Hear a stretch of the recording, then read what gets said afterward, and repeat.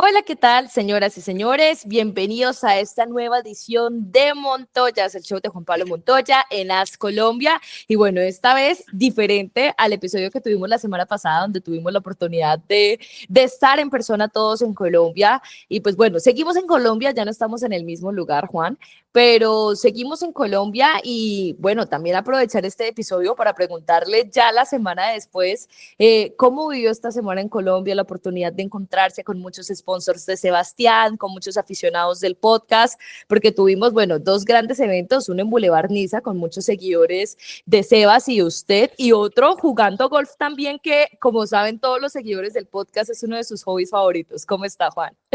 Bien, Valentina, la verdad, bien, nos fue bastante bien en los eventos, mucha gente, también hicimos unos eventos con CRC, estuvimos también haciendo unas cosas con varios sponsors más, Sebastián ha hecho de todo, estuvimos haciendo unas fotos, estuvimos pues con Ponimalta haciendo fotos, hicimos par de reuniones, la verdad, pero haciendo progreso, buscando obviamente siempre nuevos partners, nuevas cosas para seguir creciendo con Sebastián. Jugando golf me fue bien, bien, no. Me cuesta mucho la altura, porque normalmente uno gana mucho con la altura, pero de la manera que yo le pego a la bola, le pego mucho más bajita y ponchada, entonces no le gano tanto a lo que juego de nivel del mar. Entonces, jugar el palo que es siempre me cuesta y eso, pero bien, la verdad, en general, bastante contento. Juan, bueno, fue una semana increíble. Yo estaba haciéndolo quedar mal con su handicap. Confiese usted ¿Cómo cuál es su, así? confiese usted cuál es su handicap, porque a mí la Mi gente me handicap pregunta. oficial es 28. Oficial, uy, bueno, no voy a hacer ningún comentario, pero es más bueno de lo que parece, por si alguien se le quiere Sí. venir a retar a Juan Pablo. No, no, no, yo juego bien, juego como handicap, el índice es como 5-5 ahorita, está bien. Juan, hoy vamos a tener una invitada muy especial en nuestro podcast que, no habíamos tenido a esta invitada en nuestro podcast, Tatiana Calderón, piloto colombiana, que es tal vez posiblemente una de las mejores pilotos, si no la mejor piloto femenina de los últimos años, corriendo en Fórmula 2 y en diferentes categorías. Va a ser un espacio muy interesante, pero antes tenemos nuestro espacio para hablar de Fórmula 1. Hemos hablado mucho de Silly Season y lo hablamos la semana pasada, pero como siempre, usted cuando habla de Hamilton, eso le da vuelta al mundo, ¿no?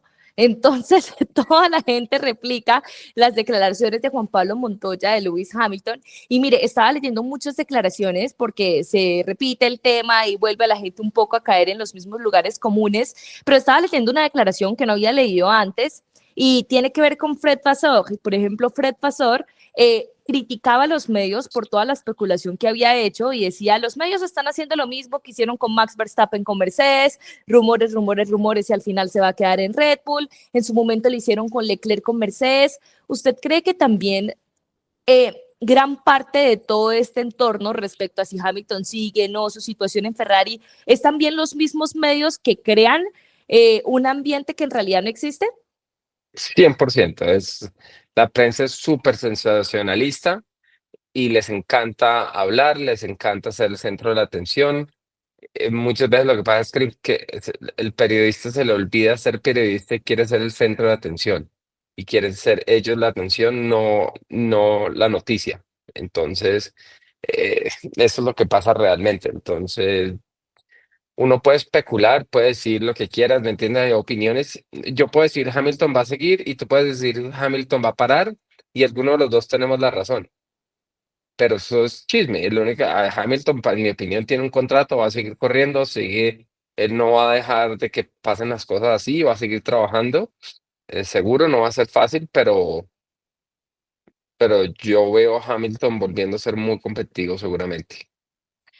De las declaraciones que estaba leyendo, porque Fred Vasseur pues habló del tema, el team principal de Ferrari, una de las cosas que él decía es que, y bueno, hay que aclararlo, obviamente esto lo replican medios españoles, entendiblemente, que Carlos Sainz tiene una capacidad de adaptabilidad mayor a Hamilton. Y, y a ver, Mm. lo que dice en realidad Fred Vasseur es que, bueno, Hamilton estuvo 18 años en un equipo, Sainz está más acostumbrado a cambiar de entorno Y eso no es mentira, pero tampoco lo veo como que sea algo negativo. No sé cómo lo ve Juan, pero obviamente toda esta Pero si tú situación se presta miras, para el debate de si hicieron bien o hicieron mal. claro, pero si tú miras el primer año de Carlos en Ferrari, no fue bueno. Ujú, De hecho, cuando decidieron filmar a Hamilton, Carlos todavía estaba teniendo problemas y después Carlos empezó a andar rápido ya cuando, mejor dicho, si hubiera sido un año después, a Carlos no cogen a Hamilton porque Carlos ya está andando bien. ¿Sí me entiendes? Entonces hay que tener paciencia, hay que entender que no es fácil. Hamilton lleva muchos años manejando de una manera y una manera que funciona. El problema es que muchos de los ingenieros dicen, no, es que este carro hay que manejarlo diferente, es que este carro necesita algo diferente. El problema es que ese carro no es evidentemente bueno tampoco. Si tú miras uno de los pocos carros que los dos pilotos lo pueden manejar y van rápido, y cuando se monta un tercer piloto va rápido es el McLaren. ujú, Sí, entonces, es complicado decir que echarle la culpa ¿sí me entiendes? Al piloto. Que Hamilton debería poderse acostumbrar un poquito mejor, de acuerdo, pero es que lleva muchos años manejando un feeling y una cosa y eso se demora, eso toma un poco de tiempo. ujú. Juan, estaba leyendo diferentes declaraciones y nosotros la semana pasada hablamos un poco del tema Horner y usted decía que veía más a Christian Horner en un Aston Martin, pero por ejemplo Bernie Ecclestone, que bueno, bien conocemos que Bernie Ecclestone pues es una eminencia en la Fórmula Uno, prácticamente, si se le puede decir, el fundador en cierta forma de esta categoría. Y Bernie Ecclestone dice que él no se imagina a Christian Horner volviendo a la Fórmula Uno y que cree que Christian no quiere volver a la Fórmula Uno. ¿En qué otra categoría se lo imaginaría usted? ¿O cree en serio que esto puede llegar a ser un retiro definitivo? Yo creo que si Christian tiene la oportunidad de volver, él va a volver. Obviamente, él va a volver, que vuelva o no vuelva, no sabremos. Que Ujú, quiera volver o no quiera volver, no sabemos, ¿sí me entiendes? con, con todo lo que pasó y todo, y probablemente la plata que le tuvo que pagar Red Bull para dejarlo ir, ¿me entiendes? Él económicamente está más que bien. Entonces, personalmente, yo creo que si él tiene una oportunidad de volver, va a volver, a no ser que parte del deal que hizo con Red Bull él para salir es que él no volvía a trabajar en Fórmula 1. Eso sería la única, pero yo no sé, eso es especulación. Pero si yo fuera un equipo como Aston Martin, un equipo como Cadillac, un equipo como Alpine, un equipo como Haas, un equipo así, yo contrataría a Christian en 2 segundos. ujú. Juan, la siguiente semana, esta semana pues no tenemos Fórmula Uno, es la última que nos queda sin Fórmula Uno, ya la siguiente volvemos a tener carrera en Zandvoort, en Países Bajos. No sé si va a ir a Zandvoort o No, no va a no, no, estar. no, no. No, no, nosotros, yo voy para Costa Rica y después voy para Europa y me voy a tomar unos días libres para descansar, porque es que este break ni para Sebastián, peor para Sebastián que para mí, no hemos parado, la verdad, es un evento, otro evento, otro evento, otro evento, otra cosa, y en algún momento tenemos que como que coger un respirito antes de todo lo que viene a final de año.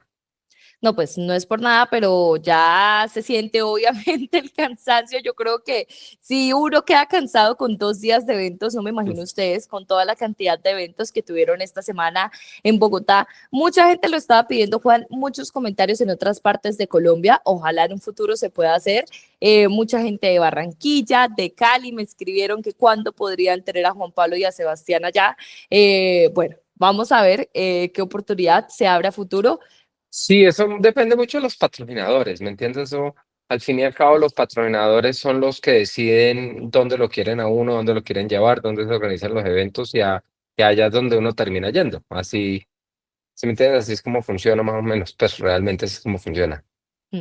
Juan, de las declaraciones que estaba viendo de Sanford, para ir adelantando un poco lo que podemos ver la próxima semana, recordemos que Sanford es un circuito que por lo menos hasta ahora va a estar hasta 2026 en el calendario. Esta es la penúltima carrera que tendremos en Sanford.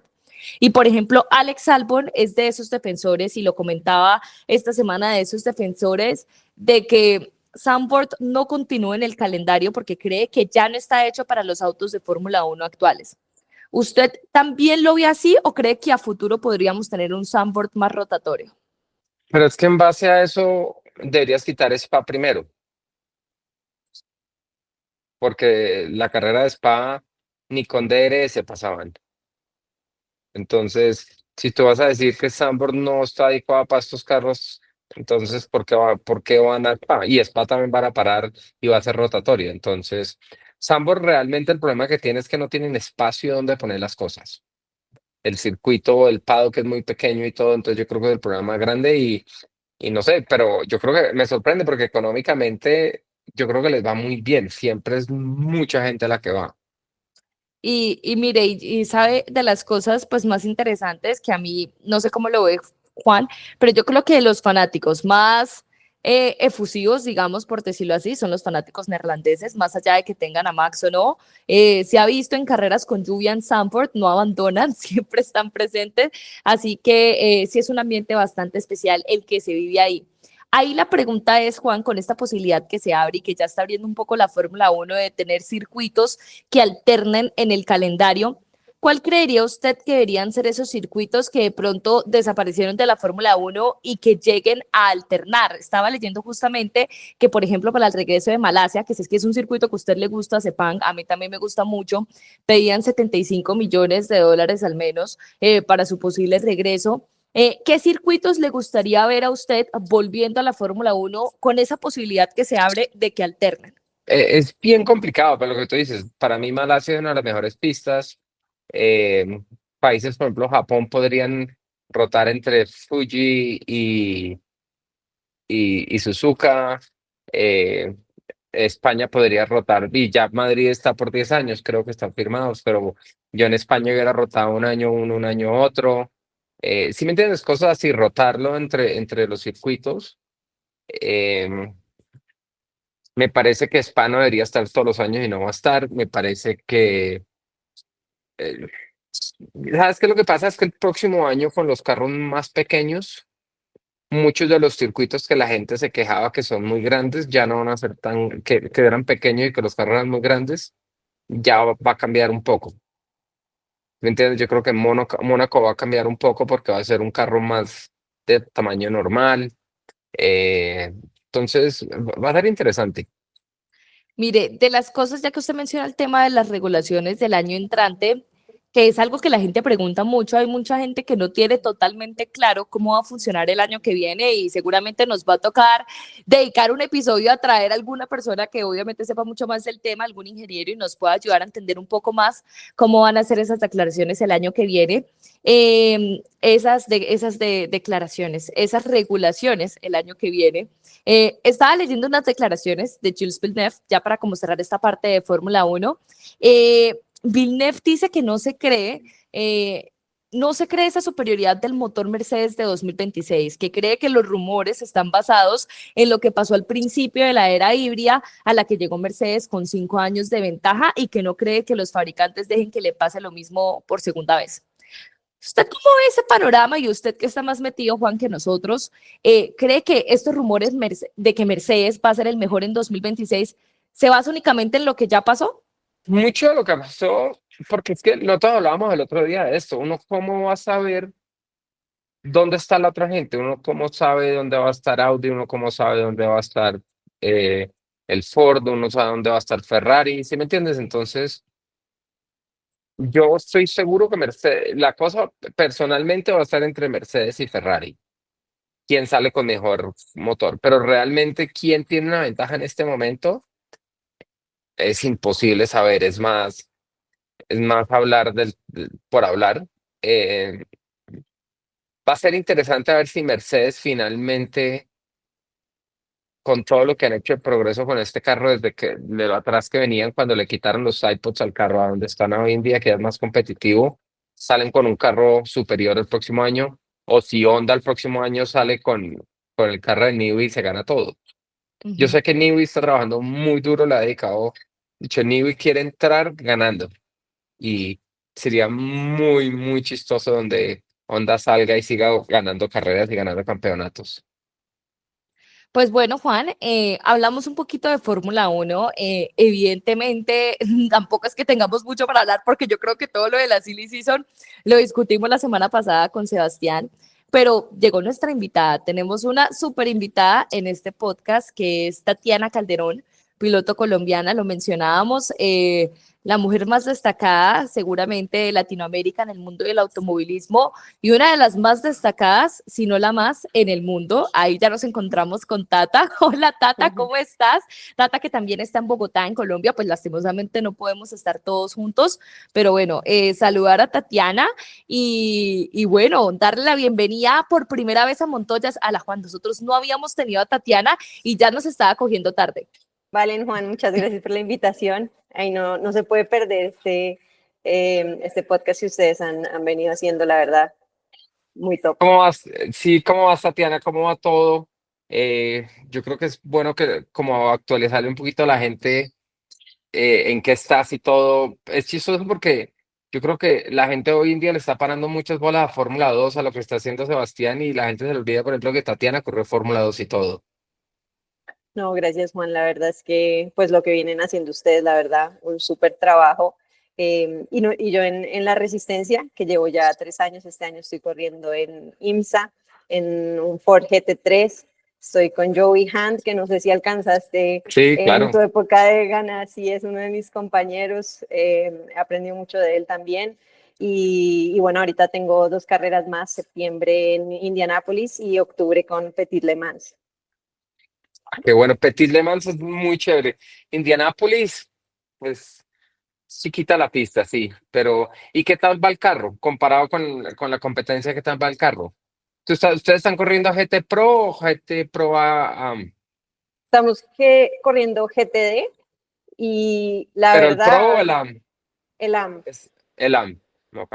la verdad ha sido súper difícil como que el carro cuando logramos que sea estable en la frenada, que no se mueva, eh, no cruza nada en la mitad de la curva, entonces el BOP tampoco como que nos ha favorecido mucho. Creo que la mejor pista del carro era Daytona y de fiabilidad también le falta un poco, entonces yo creo que están como trabajando en un update para 2026 porque sí estamos un poquito sufriendo un poco. Pero bueno, tú sabes, en las carreras no se sabe, venimos de nuestro mejor resultado en Watkins Glen y no íbamos muy rápido. Entonces, bueno, a ver si Indianapolis sufrimos un poquito menos que en Petit, que yo creo que nos va a costar más las curvas un poquito más rápidas y yo creo que igual cualquier tip que tengas ahí en la noche, muy bienvenido. Aprovechar, acá hacemos una coaching session también con Juan Pablo Montoya. Juan, ¿usted cuándo fue la primera vez que se conoció con Tatiana? Esa historia yo creo que no la sabemos. ¿En la escuela de karts o no?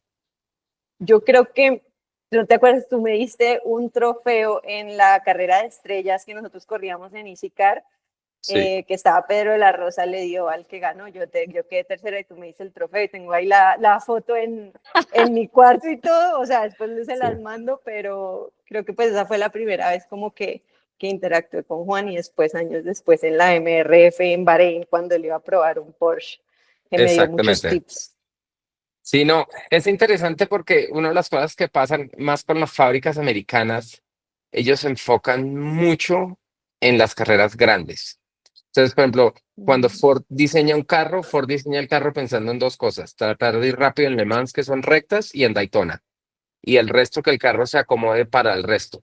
Y pues muchas de las fábricas hacen eso. Yo sé, por ejemplo, cuando Porsche hizo el carro nuevo, el que están corriendo hoy en día con Penske, fue lo mismo. Y tuvieron muchos problemas porque el carro en Le Mans era manejable, el resto de las pistas era inmanejable el carro. Entonces, eso pasa mucho porque sí es la carrera más importante del año, pero quedan 9 más donde uno va a sufrir. No, pues, en Watkins Glen no metíamos sexta, porque además la caja, todo eso está hecho lo que tú dijiste, Es para tal cual, Daytona. El tal carro cual. está diseñado, la caja, todos los. No cogen y diseñan el carro para, ok, este es el promedio de carreras y vamos a verificar un poquito. No, queremos ganar Daytona. Y el resto, y casi que ponen toda la plata y todo, mejor dicho, toda la apuesta a una carrera. Entonces es bien complicado porque el resto de años se complica. Pero el problema es que ya después de que lo que dices tú, diseñan el carro y ven lo que sufren todo el año y no piensan cuando lo diseñan, y eso es por falta de experiencia que no, la gente que estaba en cargo del programa no piensan, oiga, si hacemos esto de verdad nos va a costar tanto el resto del año porque la gente se enfoca en un carro más completo y por eso probablemente va a venir el update. Y la parte del BOP, del balance de desarrollo del carro es horrible. Correr con eso es lo más fuerte del mundo. Nosotros en el Acura teníamos muchos problemas porque nos quitaban mucha gasolina. Y entonces como nos quitaban mucha gasolina, nos tocaba levantar. En Daytona nosotros en la meta quitábamos el acelerador. Hasta la primera curva rodados. Y aprendimos a quitarle downforce al carro y hacer eso en muchas rectas. Y entonces para poder ser más eficientes y la serie, en vez de decir, oiga, está muy chiquito el tanque, no, ese carro está muy rápido, porque están levantando tanto, donde no levantaran irían mucho más rápido. Bueno, es que sí iríamos más rápido, pero pararíamos 3 vueltas antes. Y en una carrera de 24 horas, parar 3 vueltas antes, le añades 3 paradas de pits, que cada parada de pits es minuto y medio. Total. Pues Juan, si tuvieras que escoger un GT, yo sé que tú no has manejado muchos GTs, pero así uno que uno dijera, bueno, este está balanceado porque pues en verdad el fabricante no está mirando solamente Daytona y Le Mans. Yo diría que en este momento el Lexus, porque por Toyota, tienen uno de los mejores carros. Empezaron con un carro, me acuerdo cuando empezaron, el equipo de me iba a hacer, y conozco a la gente de Toyota y sé cuando empezaron lo que les costó, pero es un carro muy completo. Porsche, uno casi siempre va a la fija en un Porsche, no es fácil de manejar, eh, no es un carro fácil de manejar. Dicen que el carro más fácil de manejar es el Mercedes. Hmm. Dicen que el Mercedes, cualquier persona que monta lo maneja y lo maneja fácil, por ejemplo. No sé, es bien Sí, es complicado verdad. porque ¿dónde quieres ir rápido? ¿Quieres ir rápido en Le Mans? Con un Porsche tienes un 70% chance que si eres el Porsche rápido, vas a ganar la carrera. Si estás, lo que dices tú, si estás en tu carro y eres el carro rápido, tienes un 20 o 30% de ganar solamente. Mm. Entonces, esa es la realidad. Pero de la misma manera dicen, puede cambiar la regla, dicen, no, a este carro le fue muy mal el año pasado, este año lo vamos a ayudar y van y Y se ganan eso. todo. Entonces, es como el manufacturer, como la fábrica maneja las reglas y qué tanto juegan, hacen el juego, porque eso es un juego de manipulación, eso es como una relación, es el que más manipula gana. Oiga, Y ojo experiencia. ojo lo escuchan, porque, Pero no estoy hablando, Mentira, en mentira, general mentira, es eso, pero mentira. es la verdad o no es la verdad. Pregúntale a Tatiana. pero Juan, ¿Qué usted tal? cómo, esa temporada que ganó IMSA, ¿cómo lidió entonces con eso? Con eso que comenta Tata, que se enfocan en ciertas carreras, y pues usted terminó ganando la temporada, ¿fue en 2016? ¿Fue después? ¿2019? No, 2019, sí, 19 fue 19, sí. sí, que fuimos campeones. Te la pongo así.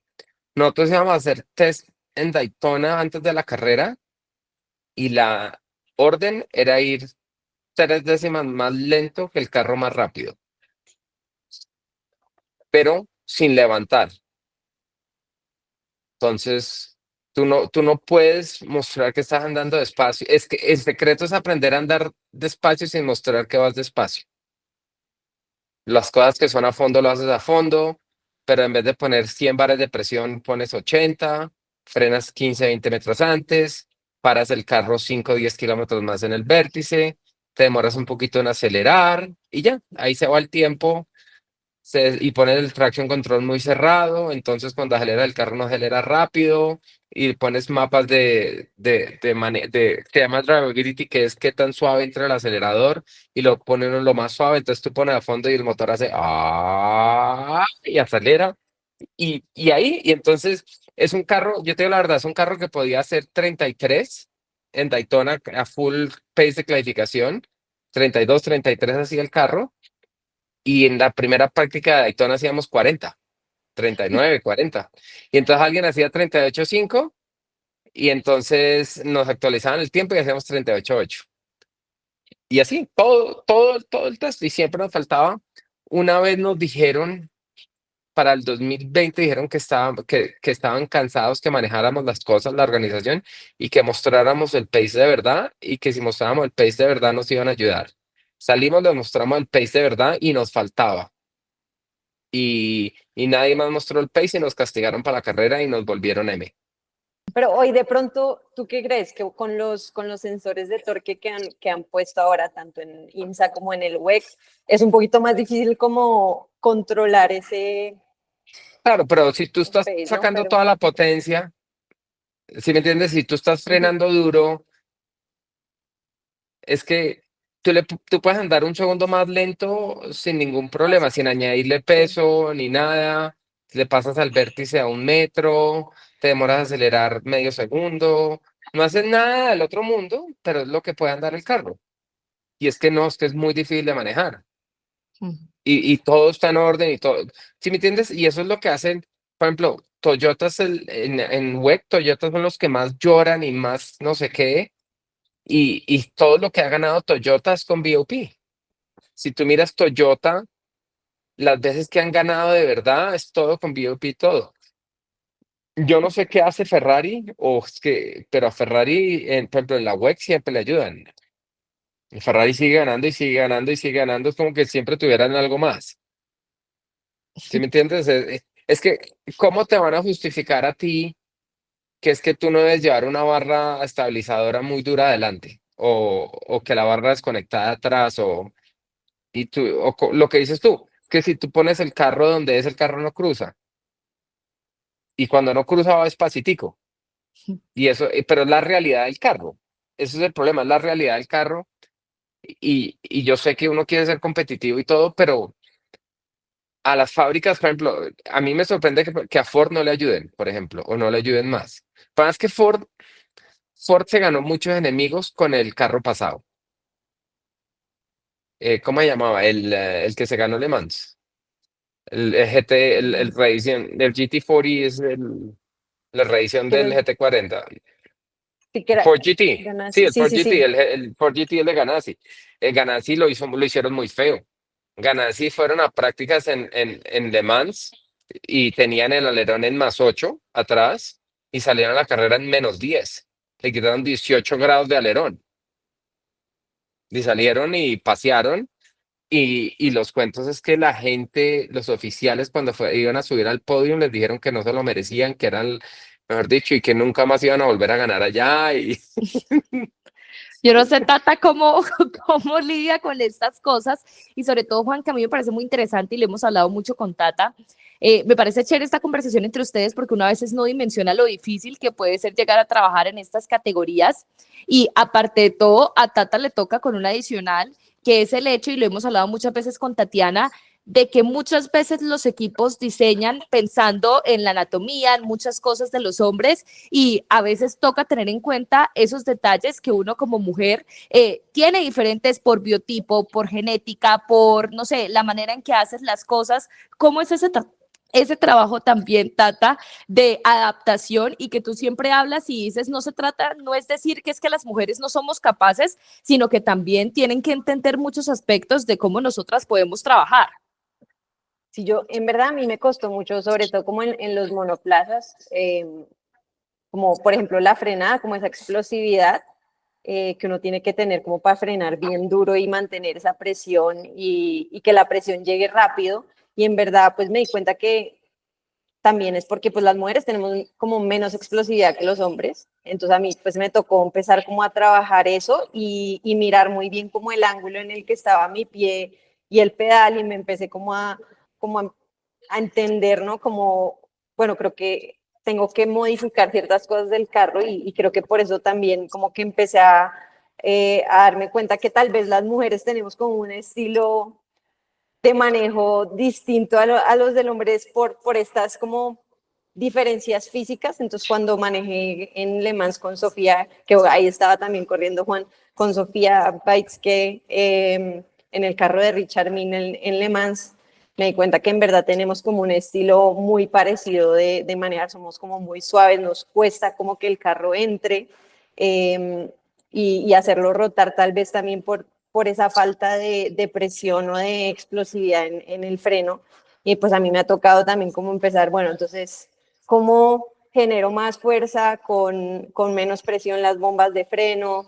Y me ha tocado como empezar a entender muchísimo más en detalle como de pronto ciertas particularidades que tenemos las mujeres al manejar, pero pues tú llegas a decirle a un ingeniero que no te ponga el carro igual que a tu compañero, que yo creo que igual pues cada uno maneja distinto, ¿no? Pero sí creo que como que a nosotras todavía no hay como una fórmula que, que, que tengamos como datos de, oiga, la mujer pues por esta y esta razón necesita esas bombas de freno distintas, necesita de pronto que le pongan algo que haga que el carro gire más, pero sin que se le vuelva muy duro el timón. Entonces creo que sobre todo en los monoplazas, como que he visto como esas diferencias y que ha sido como muy difícil como hacer que los ingenieros le crean a uno. Lo que pasa, lo que dice ella es muy cierto. Lo que pasa es que muchas veces los ingenieros dicen es que le falta fuerza.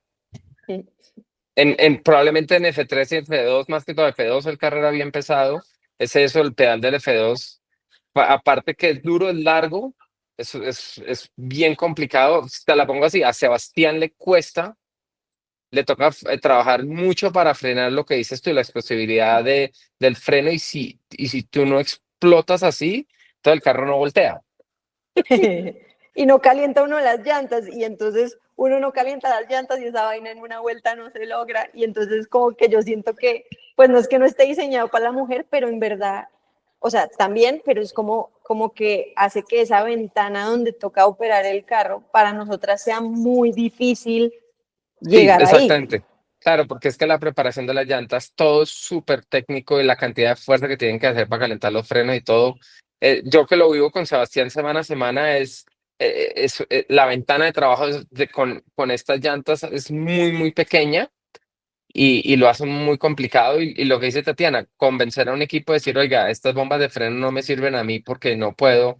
¿Te acuerdas que hasta tú pusiste el escalón y porque tú lo tenías, por ejemplo, se lo pusimos a Devlin, a De Francesco? De Francesco es de pie chiquitico y le costaba mucho frenar el F3 y le pusimos un bloque abajo para que el pie fuera más arriba. Y son cosas así porque realmente es complicado. Yo no sé cómo te va con el GT3 en eso. El GT3, el timón tiene asistencia y todo, pero yo no sé, los frenos tú tienes con ABS debe ser bastante duro, ¿o no? Sí, la verdad es que uno en Sebring a 40 grados, como al final del stint, que ya empieza el gemelito, como, ay, se quieren calambrar, pero sí, pues pucha, toca pararse muy duro en el freno para parar ese carro y yo creo que hay muchas de esas cosas que tal vez, claro, en la resistencia como que uno no mira el detalle de tengo que estar sentada perfecto con el ángulo que tiene que ser porque pues van otros dos personajes arriba del carro con uno, pero creo que se debería hacer como un poquito más para que el diseño contemple un poquito más las Pero te medidas de digo, la mujer.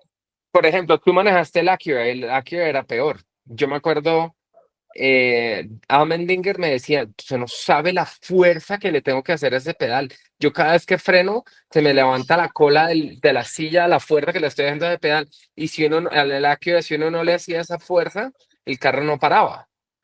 Y como venía todo metido dentro del carro tan chiquito y compacto, no había cómo modificarlo. Y entonces, ¿hacías fuerza o hacías fuerza?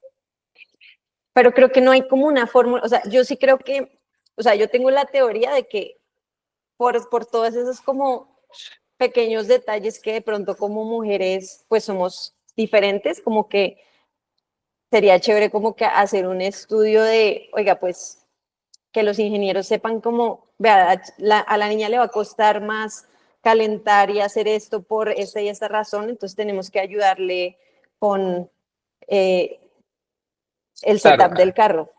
claro, el problema más grande ahí viene que, por ejemplo, la mejor ayuda que deberían tener es asistencia en los timones.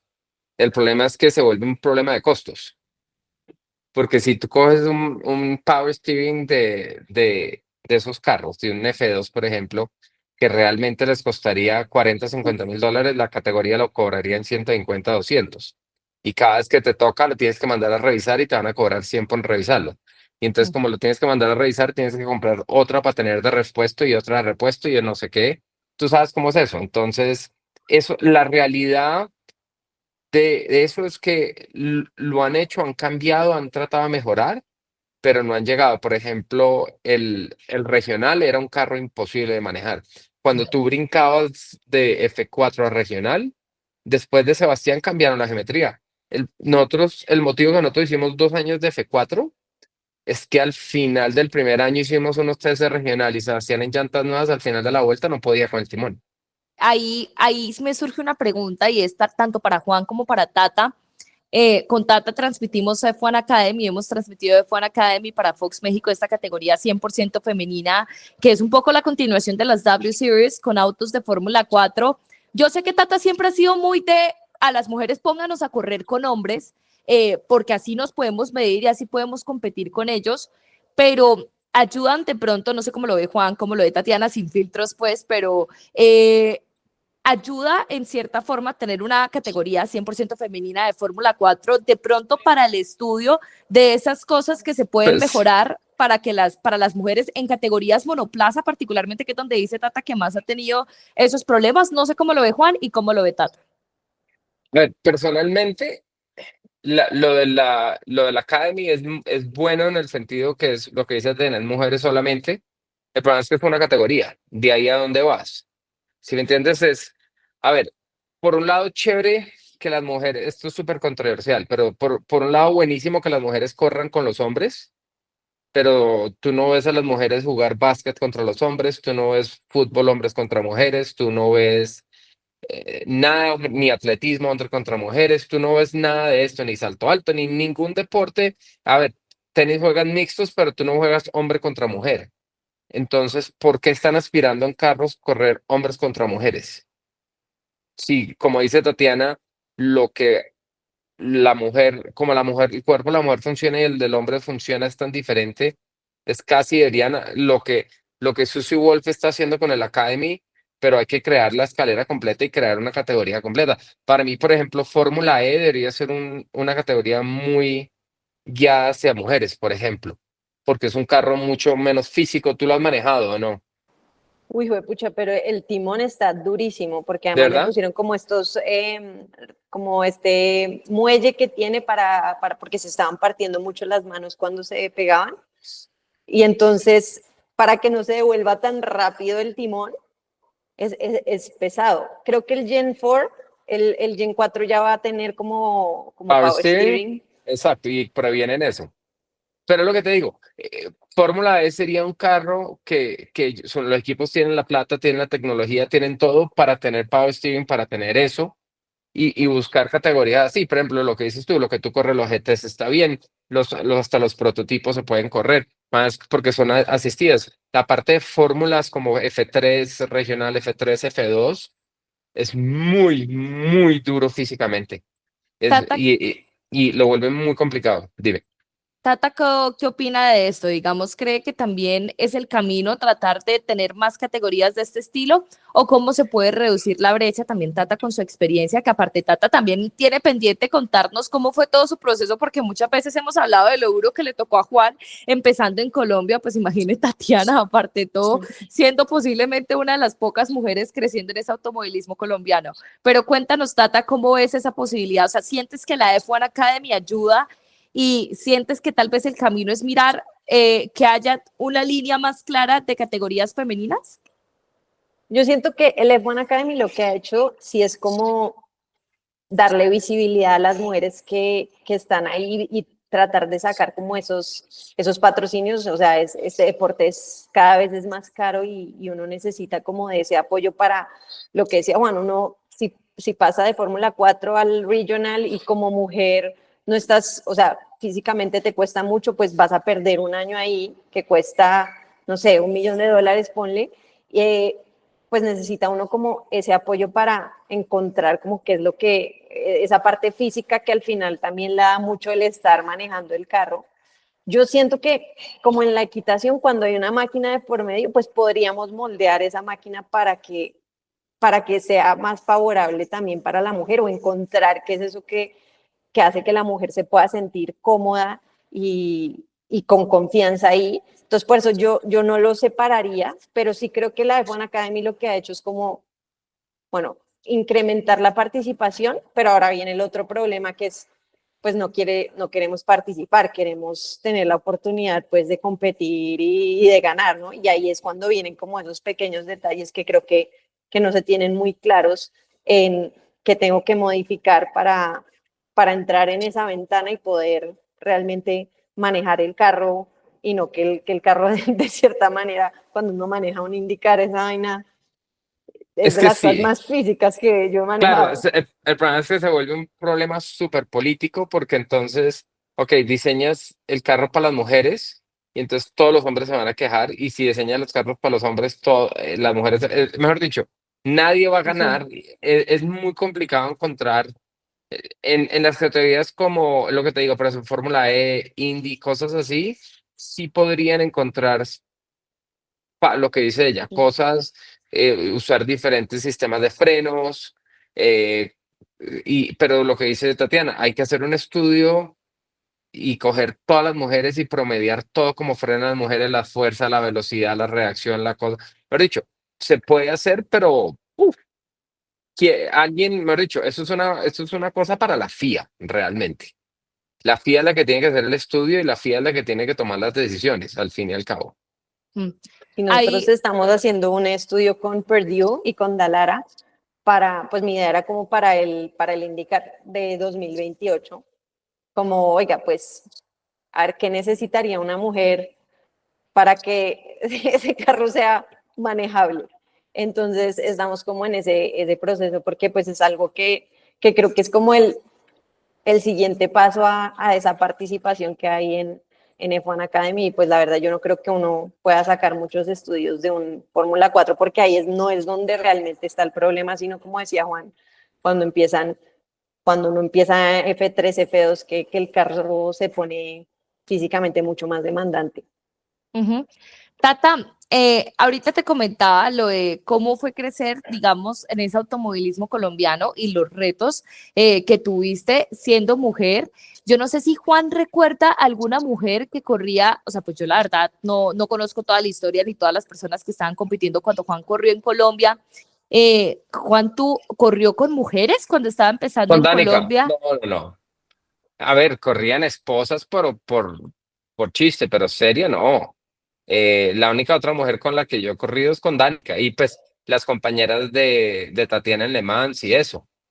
Pero es bien complicado porque lo que dice Tatiana es bien difícil. A mí, el problema de Academy para mí, por un lado, es muy bueno por la exposición, pero la falta de correr contra hombres en el sentido que los hombres, porque el nivel de hombres es un poco más alto, es que cuando las mujeres salen de ahí, les va a faltar a veces nivel. Entonces, es bien difícil. ¿Sí me entiendes? Lo que dice, donde fueran mezclados, si Academy fuera mezclado, por ejemplo, fuera un equipo con un hombre y una mujer, el nivel sería, le ayudaría a subir el nivel a a las mujeres y volvería a las mujeres mucho más competitivas en las otras categorías, por ejemplo. Que Oye, es un esa es poco una la buena idea. mentalidad de Tata. Esa es una buena idea para proponerle a Susi. Un hombre y una mujer por equipo. No, pero realmente lo deberían poder hacer así y que el hombre sea alguien que salga de karts, por ejemplo, que no hayan corrido F4 ni nada, que sean como del mismo estilo de las mujeres y darles la oportunidad al hombre de pronto que solamente puedan hacer un año, no puedan repetir ni nada, las mujeres puedan repetir y ahí cada vez va a subir el nivel de las mujeres más. Bueno, Es una buena idea. esa es una idea interesante. Tata, cuéntanos un poco de esos retos y me gustaría también que han corrido ustedes dos varias categorías también, como comparar un poco sus impresiones, no sé, por ejemplo, el tema de IndyCar, Tata, que estuvo un poco de tiempo, no fue muy largo lastimosamente, pero pues pudiste estar compitiendo algunas carreras en la IndyCar y esa experiencia como mujer, no sé cómo la vivió Tata. ¿No alcanzaste a hacer alguno óvalo, Tata, cierto? No. No, no, eso yo creo que fue de las cosas más duras que he hecho en mi vida. O sea, me acuerdo la primera carrera en San Petersburg, que pues yo nunca había dado más de 25 vueltas seguidas en una tanda. y uno pregunta por el radio, bueno, ¿cuántas vueltas faltan? 80, y yo decía, yo ya no puedo manejar más el carro, o sea, no voy a poder, me va a estampar contra el muro. Me querían meter a pits y ponerme llantas nuevas y yo, por favor, no me pongan nuevas porque no voy a poder cruzar, y así empezó mi experiencia en Indy. Es Ya como muy duro. Porque es que pasa uno de carreras de 40 minutos a manejar 2 horas. Ujú. a Y eso, fondo. a fondos. Y sí, a fondo. A mí yo me acuerdo cuando en mi época, cuando fui de 3000 a Indy, fuimos, no me acuerdo dónde era, y eran 100 vueltas. Me dice, ¿100 vueltas? Yo lo más que he corrido es como 35 o 40. Y, y de verdad, y además, ¿sabes? En el Indy, en Iowa, te mueres. Iowa, el óvalo chiquito, yo me acuerdo Iowa, larga uno, ¡pa! Y eran 250 vueltas. Y dice, pues pucha, ya, esto está pesado. Ya estoy llegando. Yo creo que ya a la mitad de la carrera, ¿cuántas vueltas van? 30 y uno ya está en 30 empezando a abrir el codo para bloquear el codo con la mitad de la curva porque el timón está tan pesado y son 200 y quedan 220 vueltas. Con Yo el no sé morado cómo. acá. Sí, termina con el morado acá y aquí todo pelado, recostado contra el headrest de hacerle fuerza. Uy. Y lo complicado cuando uno está haciendo fuerza si uno no tiene tanto control del carro. Entonces, esa es la otra parte que Tatiana sufrió mucho. ¿Sí? Entonces, cuando uno tiene la fuerza, uno voltea y pam, pam, y uno respira, le da tiempo al carro, todo. Cuando uno está sufriendo, uno necesita voltear lo suficiente para que el carro cruce, pero ya se perdió la fineza, la precisión y lo que hace la diferencia para andar rápido. Total, a mí me costó por ahí como 4 carreras como ya sentirme un poquito mejor, pero me tocó eso, cambiar pues en la suspensión, los piñones del Sí, carro para que sea más blandito, pero entonces uno tiene que girar más. Pasé por todo el recorrido a ver cómo hacía para terminar la carrera, quitar caster, todo. todo. Pero ahí entonces uno empieza, ¿no? Sacrificas unas por otras. Claro, sacrifica Eh, la velocidad del carro. Eso es lo que estabas hablando. Volvemos a lo mismo. Una categoría como Indy, con presupuestos grandes, equipos grandes, y un carro que lleva muchos años, ponerle un power steering a ese carro y un power steering eléctrico hoy en día con el sistema híbrido sería muy fácil.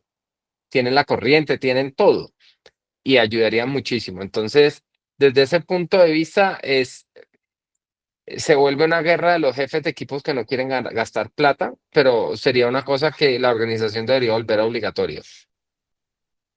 Total. Y entonces, ¿el próximo año, Tatiana, hace lo mismo o cuál es el plan por ahora? ¿O no tienes todavía claro el próximo año? No, todavía no está claro el panorama. Me encantaría como seguir en resistencia en IMSA. A mí me gusta mucho correr en Estados Unidos y creo que el campeonato pues ha crecido mucho. Pero pues como tú lo sabes, ¿no? Es cuestión de encontrar como eso de presupuesto para aspirar a estar en equipos buenos y ver cómo logramos cómo seguir ahí. Pero sí, la idea es ojalá IMSA y, y si no, pues es algo en Estados Unidos me encantaría. ¿Tú ¿Y cómo tienes la? estás viviendo en Estados Unidos ya? Sí, ¿estás basada en Estados Unidos o dónde estás viviendo? Estoy part-time en Colombia, con, pues porque me queda mucho más cerquita que Estados Unidos, un poco más barato vivir por acá. Eh, Papi paga. y, sí, el Hotel Hotel Papá. Papás. Y estoy por ahora ahí, pero ahorita, pues, por ejemplo, estoy con el equipo de Thibaut Courtois de coach en Fórmula 4, entonces ahorita voy un rato para España, pero sí, todavía no me he decidido por irme 100% a Estados Unidos hasta que no tenga algo como más sólido, porque pues este año fueron 5 carreras, entonces queda como fácil pues viajar solamente ahí. Sí. Y 2 de las 5 eran 3 una o 3 horas de vuelo. Total, Vas a Miami, vas a Orlando y vas a Atlanta. Y tienes 3 carreras. Exacto, es muy y fácil, ya sí. más. Antes Pero de que, antes de dígame, que Juan Pablo me la monte, óvalo, corrección, estábamos hablando de los óvalos. dijo Acá la, Óvulo. sí, Y pero pues a dijo ver, Óvulo y lo preciso uno primero en sus, con una no es mujer por, y dices Óvulo. Y lo primero que le dice, ¡oh, no! Y yo no caí en cuenta, pues qué pena, perdón, estoy ovulando, qué pena. Ya, Uno Bárbara. tiene, uno Dio tiene que llegar al papaya. óvulo, al óvalo ovulando, entonces. Es lo Por que más eso, fuerza tiene la mujer. ese tipo de cosas son bastante retadoras, Juan, para que vea. Venga, ahorita Tatiana tocó algo excelente, que me parece muy interesante que Tata lo trate, y es esa nueva faceta de entrenadora, de coach, que Juan ya lleva siendo coach bastante tiempo. Entonces, también cómo es ese cambio de no solamente estar corriendo, sino también ser coach, y cómo lo vivió Juan Pablo también. No, pues, uno como que empieza a pensar, no, pero yo como, ya uno se pone como del otro lado, ¿no? De cómo le explica a uno lo que uno siente a otra persona o lo que uno debería como, de cierta manera, sentir. Creo que a mí me ha ayudado mucho como a entender, eh, por ejemplo, lo que ven los ingenieros, ¿no? Como que, El mal genio del piloto al otro lado es muy, muy chistoso porque uno ve las pataletas. A Sebastián le ha servido mucho eso, porque el piloto hace va, va, va, va, va, va, va, grita, y el ingeniero al otro lado es como, Dios mío, otra vez. ¿Sí me entiendes? Entonces, desde ese punto de vista es muy chistoso. Eh, También es complicado porque hay cosas que yo las veo muy fáciles y son muy lógicas y yo la parte visual. ¿Sabes qué es lo que pasa? Yo crecí con maquinitas muy malas. Yo jugaba en Uniplay, ahí en Unicentro, maquinitas que eran muy malas y aprendieron a manejar el carro de las cosas visuales. Los juegos de computador que yo jugué eran los primeros juegos, entonces todo era el feeling visual. Entonces yo cuando veo un video, veo cosas, a mí me como que lo conecto muy fácil. Y a mí lo que más me mata es cuando le dice uno a alguien que haga algo y no cambian, y no cambian, y no cambian, y no cambian. Mírele a Tatiana. Ujú. Es complicadísimo porque es como uno les da como cogerlo del pelo así, ¡oiga! Ponga atención. ¿Te imaginó un Salim Han ahí? No, ¿sí? No. Salim en general es muy bueno, pero a veces hay cosas que, o no cosa, a veces hay días cuando está cansado, por ejemplo, que lleva muchos textos, mucha cosa que es como, y yo ya he aprendido que hay días que uno le dice las cosas y no, entonces hay que darle su espacio. ¿Cómo lo ve Tata? Sí, yo todavía no he tenido tanta experiencia en eso. Por ejemplo, yo este año estuve con este mismo equipo, con Courtois, tiene un equipo como de esports, pero hicieron un campeonato que es los mejores como sim racers y van a correr en unos radicals. Y yo dije, no, estos chinos se van a estampar ahí mismo, pues porque pues uno de un simulador a un carro real, pero me sorprendieron de una manera, o sea, creo que se puede, no solamente los karts, sino ahora el sim racing.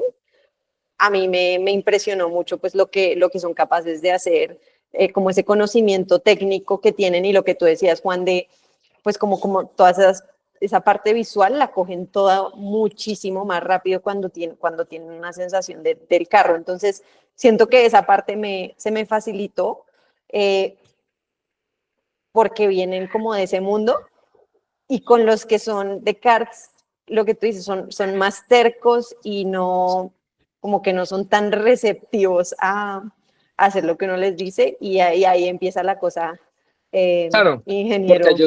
ellos saben más, ellos lo están haciendo bien, es culpa del carro, es que no es fácil. ¿No? Y uno entonces, pues, ¿qué le dice al ingeniero, no? Y es como, no, pues es que uno ve el video y ve los datos y dice, no, no es el carro.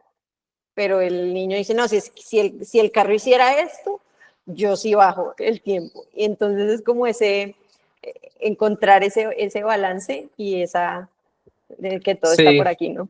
sí, realmente, por ejemplo, nosotros con Sebastián lo que más trabajamos y lo que se ha dado cuenta Sebastián realmente que es 90% de la manejada están los frenos. Y si uno puede manejar bien los frenos y maximizar los frenos, el resto sale muy fácil.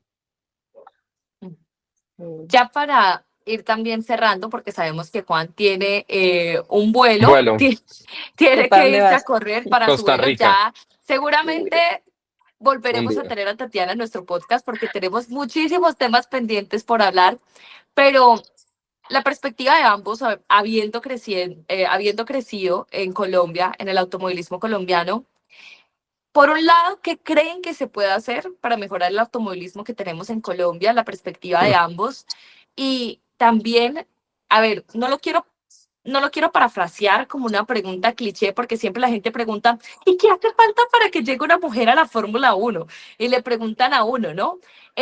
Pero ¿cuál sería ese siguiente baby step, ese pequeño paso que se podría dar para cada vez estar más cerca de eso? ¿Quieres responder o respondo lo de Colombia? Bueno, pues Eh, Hágale. Despárchese usted primero, Juan. Colombia, yo, mira, sí, y ayer lo dije y yo dije, ¿por qué dije esto? Pero bueno, lo voy a volver a. Ayer estaba haciendo una cosa, pero el problema, tu papá que juega golf va a entender esto muy bien. Cuando uno juega golf y la persona que le está tratando, uno no le pega bien a la bola y él cae y le dice a uno, es que le quitó los ojos, es que no sé qué. Es un poquito lo que pasa aquí en Colombia, que no hay bases.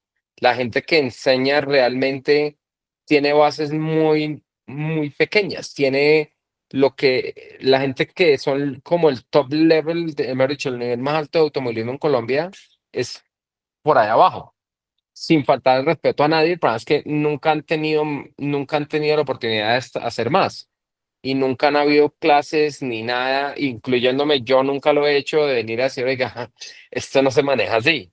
El mejor ejemplo, por ejemplo, el autódromo es muy peculiar de las líneas y llevaron un simulador al evento de Quimicolor y Sebastián estaba manejando y estaba manejándolo con las líneas que hace todo el mundo en Colombia y estaba haciendo, no me acuerdo el tiempo que estaba haciendo. Y salí yo y manejé con las líneas que yo hacía y la bajé el tiempo. Y me miró Sebastián y me dice, ¿tú por qué te estás mandando por allá? Y todo el mundo empezó, ¿y usted por qué se manda por allá? ¿Y usted qué está haciendo? Todo el mundo me miraba con cara de loco. Y pero es que es lo que funciona. Pero es que eso no es lo normal. Y dije, pero es que esto no es de normal, es de cómo es más rápido. Sebastián bajó su tiempo un segundo solamente cambiando las líneas de él a las mías. Y es por experiencia, y eso es lo que pasa. No hay, y no hay carros que, ni telemetría, ni sistemas que, oiga, que hay que frenar así, hay que mantener la presión. Y es que no es estándar, tú manejas un Fórmula 2 y un Fórmula 2 o un Fórmula 3 es full presión, pico y hacer soltar los frenos para que el carro gire. Tú manejas un F4 y el F4 no es de poner demasiada presión, pero de mantener la presión. Entonces, es tanta información que es muy complicada. Yo cuando salí de Colombia, por ejemplo, a mí me cogió Jackie Stewart y cuando Jackie Stewart me enseñó a manejar, yo creí que yo sabía manejar y yo no tenía ni idea de lo que estaba haciendo y yo ganaba todo en Colombia. ¿Cómo lo vive Tata? Ahora le tocó a Tata. no, es que uno dice, pucha, lo que lo dice Juan, uno llega a Tocancipá y uno dice, ahí no puedo aplicar realmente nada de lo que en serio tengo que hacer afuera. Una de las cosas que yo creo que uno más fuerte tiene que es para ser en un carro de carreras es esa adaptabilidad, que le cambien a uno las condiciones y uno saber adaptarse a eso. Un autódromo de 2.5 kilómetros contra un spa de 7, unas curvas rápidas, que aquí no hay una curva rápida, pues creo que nos hace falta mucho como escenarios. Y lo que dice Juan, una categoría, no sé, de fórmulas, pero pues ¿dónde las vas a meter si en el autódromo pues están desaprovechadas? Entonces, creo que igual hay mucho talento en Colombia. Eh, gran, miremos lo que ha hecho Juan también viniendo de acá, muchos otros pilotos que se han acercado allá, pero sí nos hace falta como escenarios y, y categorías para que uno no le toque pues salir desde tan temprano a formarse, empezar de cero afuera.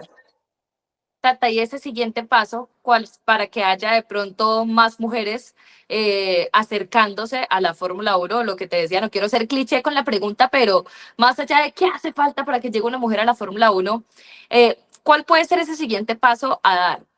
Ya ahorita hablamos de F1 Academy y todo, pero desde tu perspectiva, ¿cuál sería ese siguiente paso para ir acercándose poco a poco? Yo en serio creo en y yo quiero ser parte como de ese estudio de, oiga, pues si pone a una niña en Fórmula 3, necesito que le ponga esto, porque eso le va a ayudar a estar en esa ventana y a poder operar no desde gastarse uno un año en que le digan que no está fuerte y que no hay nada que hacer. Entonces, creo que lo que hace falta es como esos estudios de saber qué necesita Claro, una mujer. para que no se vea como una ventaja, porque ese es el problema que si una mujer gana con todas esas cosas, van a decir, es que ganó porque tiene ayudas. Sí, total.